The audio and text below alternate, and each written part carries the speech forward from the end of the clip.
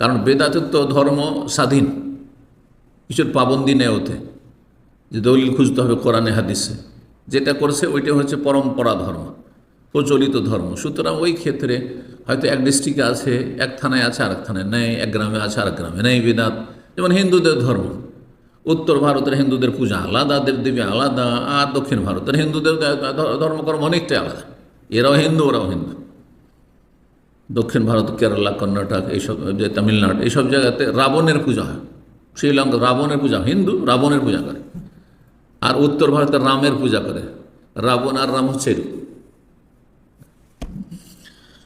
তো ওই রকমই হচ্ছে বেদাতিত ধর্মকর্ম, কারণ দলিলের পাবন্দি নেই, ওহির অনুসরণ নেই। আল্লাহ ওহির অনুসরণ করা ফরজ করেছেন। ওহির বিধান মোতাবেক এবাদত ছাড়া কোন এবাদত কবুল হবে না।